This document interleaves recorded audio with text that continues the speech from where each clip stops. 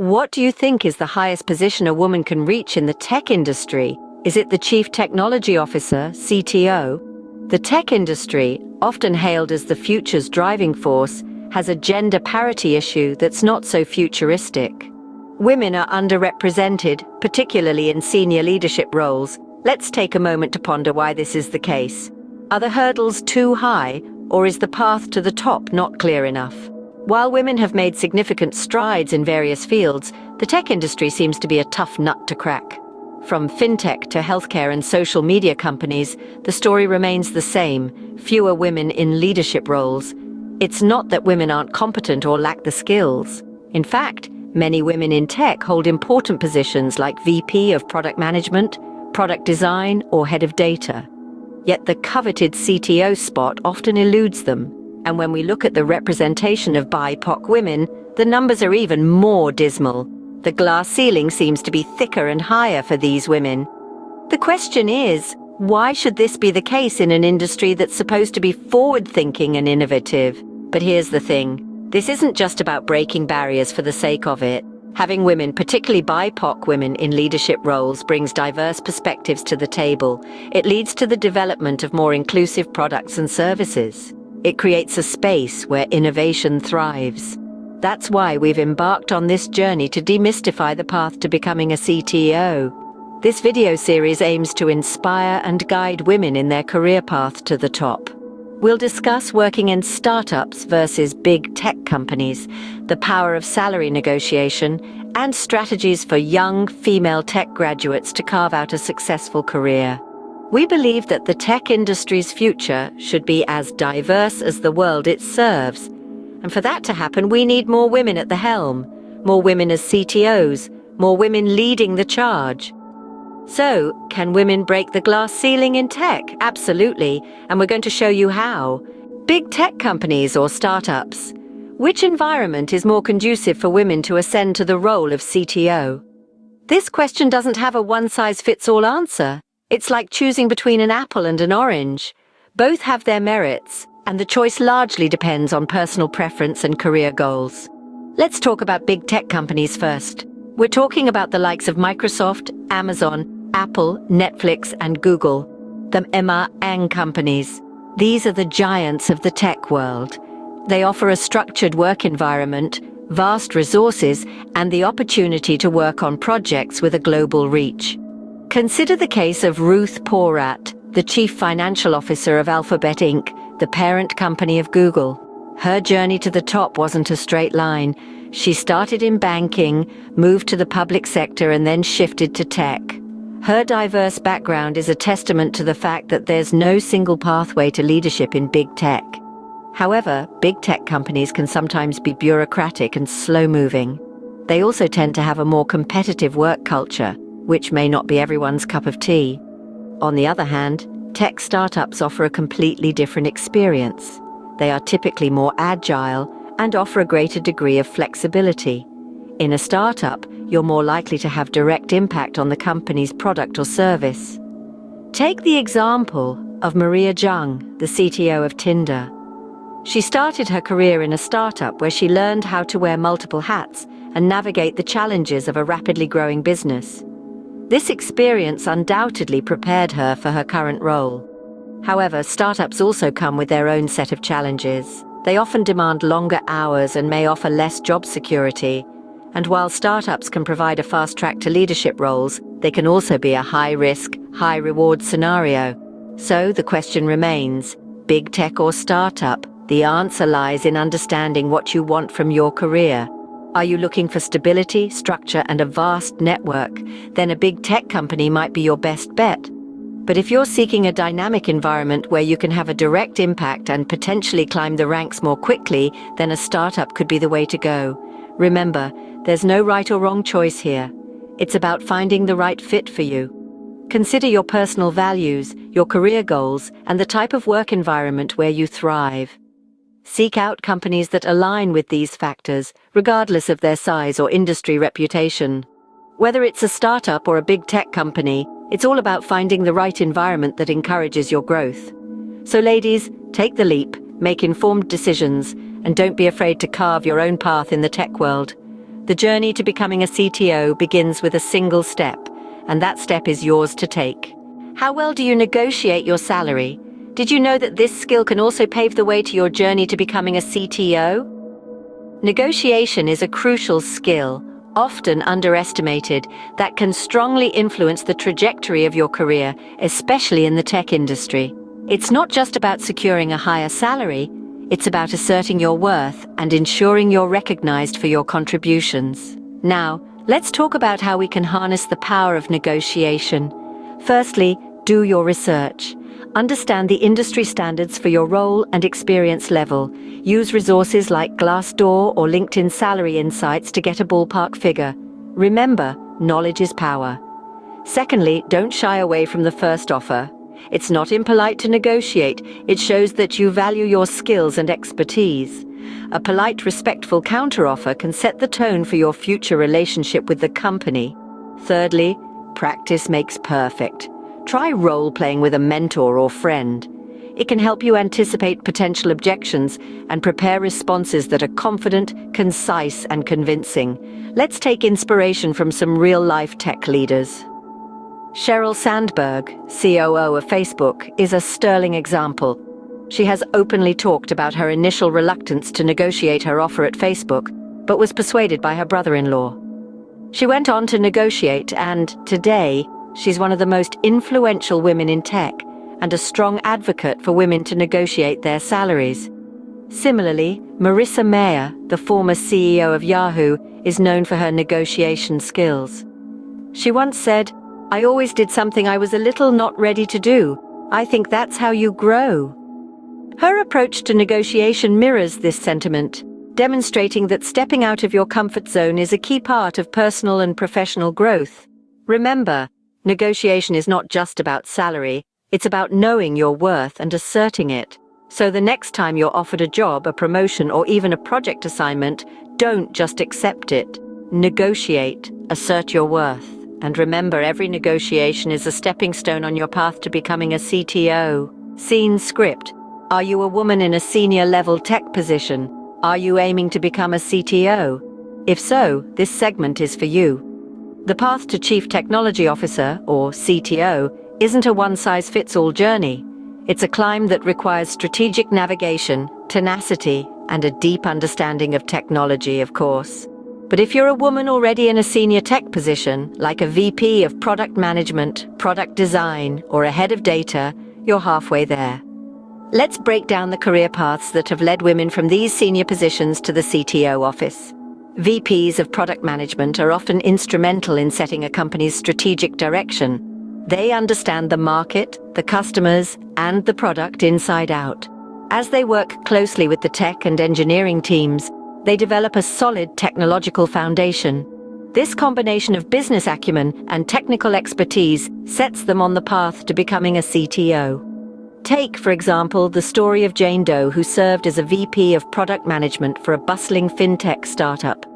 Her ability to channel her strategic insights into technology decisions led her to become the CTO of a major tech company. Her story is a testament to the fact that understanding the business side of things can be just as important as knowing the tech. Next, we have the heads of data. These are the data wizards. They know how to gather, analyze, and leverage data to drive decision-making. In the era of big data, their skills are invaluable. Their deep understanding of technology and data-driven decision-making can make them ideal candidates for the CTO position. Consider the journey of Mary Smith, a former head of data at a healthcare tech company. She used her data skills to revolutionize the company's product offerings, which eventually led her to become the CTO. She shows us that mastering data can open doors to the highest echelons of tech leadership. Finally, there are the VPs of product design. They are the creative minds who ensure that technology solutions are user-friendly and aesthetically pleasing. Their design thinking approach, combined with a strong grasp of technology, can make them stand out for CTO roles. A great example is Lisa Green, who started as a VP of product design in a social media company. She brought a unique perspective to technology development, with a focus on user experience, which eventually led her to the CTO office. Her story tells us that a design-centric approach can also lead to tech leadership. In conclusion, whether you're a VP of product management, a head of data, or a VP of product design, the path to becoming a CTO is within your grasp. It requires leveraging your unique skills, constantly learning, and never shying away from challenges. Remember, the tech world needs more women in leadership, and your perspective is invaluable. Every journey is unique, but the destination can definitely be the same: the CTO office. Diversity in tech. Is it just a buzzword, or can it be a reality? Let's talk about the representation of Black, Indigenous, and people of color, collectively called BIPOC, in technology leadership roles. Particularly, let's focus on BIPOC women. The scenario isn't quite encouraging. The number of BIPOC women in CTO roles is disproportionately low. This underrepresentation is not an accurate reflection of their capabilities or potential. Rather, it's a reflection of the unique challenges they face in the tech industry. BIPOC women often find themselves at the intersection of racial and gender biases, which can create a double-bind situation. They may face stereotypes that question their technical competence, leadership abilities, or both. The key to overcoming these challenges is to confront them head-on, armed with knowledge, skills, and a strong support network. Mentorship and sponsorship are powerful tools in this journey. Having a mentor who can provide guidance and a sponsor who can advocate for them in decision-making rooms can significantly impact a BIPOC woman's career trajectory. Networking, too, is vital. It opens doors to opportunities, collaborations, and insights that can be game changers. Education and continuous learning form another cornerstone. The tech space is dynamic, and staying updated with the latest trends and skills can provide a competitive edge. Additionally, honing leadership skills and understanding the business side of tech can help BIPOC women navigate their path to the CTO's office. While these steps are important, it is equally essential to remember that the responsibility for change doesn't lie solely with BIPOC women. The tech industry, organizations, and individuals all have a role to play in creating a more inclusive environment. This means actively addressing biases, implementing equitable hiring and promotion practices, and fostering a culture that values diversity. Now let's shift our focus to some success stories.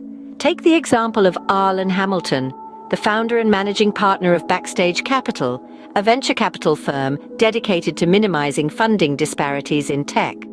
Or Kimberly Bryant, the founder of Black Girls Code, a not-for-profit organization that aims to increase the number of women of color in the digital space. These women, and many others like them, have broken barriers and paved the way for future BIPOC women in tech. Their stories are a testament to the fact that BIPOC women can not only survive but thrive in the tech industry. They can lead teams, drive innovation, and shape the future of technology. These success stories need to be celebrated, amplified, and used as a blueprint for future generations. BIPOC women can and have become CTOs. It's time to make this the norm, not the exception. Let's strive for a tech industry where diversity isn't just a buzzword, but a reality, where BIPOC women are not just participants, but leaders, and where the path to the CTO's office is not strewn with biases and barriers, but paved with opportunities and inclusivity. Just graduated with a tech degree? Wondering how to carve out a career that could lead to a CTO position or owning your own startup company? Let's dive into some strategies that can help you navigate this journey. Firstly, understand that your tech degree is a springboard for your career, but it's not the end. Continuous learning is critical. The tech industry is dynamic, with new technologies, methodologies, and trends emerging all the time. So, always keep your skills updated. Attend workshops, webinars, and conferences. Pursue higher education or specialized certifications if it aligns with your career goals. For instance, Sheryl Sandberg, the COO of Facebook, didn't stop learning after her undergrad. She went on to earn an MBA at Harvard and continuously expands her knowledge base. Next, let's talk about mentorship. A mentor can provide invaluable guidance and support as you navigate your career. They can share their experiences, provide feedback, and help you make informed decisions. They can also help you build your confidence and develop your leadership skills. Consider the story of Susan Wojcicki, CEO of YouTube. Early in her career, she was mentored by Google's founders, Larry Page and Sergey Brin. This mentorship played a significant role in her rise to leadership. Networking is another crucial strategy. It's not just about collecting business cards, it's about building meaningful relationships with those in your field. Attend industry events, join professional organizations, and engage in online communities. These connections can lead to job opportunities, collaborations, and partnerships. Melanie Perkins, the CEO of Canva, is a great example. She met her co-founder Cliff Obrecht at university. Together, they networked and eventually met their third co-founder, Cameron Adams, helping to bring their vision for Canva to life. Finally, don't be afraid to take risks. Sometimes the biggest leaps in our careers come from stepping out of our comfort zones. Whether it's taking on a challenging project, moving to a new city, or starting your own company, don't let fear hold you back. Look at Whitney Wolfe Herd, the CEO of Bumble. After facing challenges at Tinder, she took a risk and started her own company. Today, Bumble is a multi-billion-dollar company, and Wolfe Herd is one of the youngest female CEOs in tech. Remember, there's no one-size-fits-all approach to building a successful tech career. Your path will be unique to you. It may involve working in startups or big tech, moving into different roles, or even starting your own company. But no matter your path, these strategies, continuous learning, mentorship, networking, and taking risks, can help you navigate your journey. And who knows, with the right strategies and a bit of perseverance, you could be the next Sheryl Sandberg, Susan Wojcicki, Melanie Perkins, or Whitney Wolfe Herd. Your tech degree is just the start. With the right strategies, you can certainly reach the top. We've seen the challenges, but we've also seen the triumphs. So what's the final takeaway in women's journey to becoming a CTO? In our journey together, we've traversed the landscape of women in tech, from the bright-eyed graduates to the seasoned tech leaders. We've explored the diverse range of experiences, from the thrilling startup environment to the structured world of big tech. We've also looked at the power of negotiation, a critical tool in any woman's tech career toolbox, and the importance of owning your worth in the workplace. We've seen how senior-level women in tech can navigate their way to the coveted CTO position, and we've highlighted the urgent need for more representation of BIPOC women in these roles. We've also offered strategies to young female tech graduates on how they can carve out their own career paths towards leadership, or perhaps even owning their own startup. In all these discussions, one thing is clear: becoming a CTO is not just a possibility for women, it's a reality. It's a reality that is being lived and breathed by countless women across the globe, women who are breaking barriers, shattering stereotypes, and changing the face of the tech industry. But there's still much work to be done. The tech industry is a dynamic, evolving landscape, and we need more women at the helm. We need more women CTOs leading the charge, driving innovation, and making a difference. So if you found value in this series, we encourage you to share it. Share it with your friends, your colleagues, your networks. Share it with anyone who might find it beneficial, anyone who might be inspired to take that leap, to make that move, to break that glass ceiling.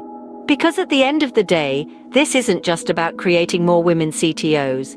It's about creating a more diverse, inclusive, and equitable tech industry, and that's a mission we should all be a part of.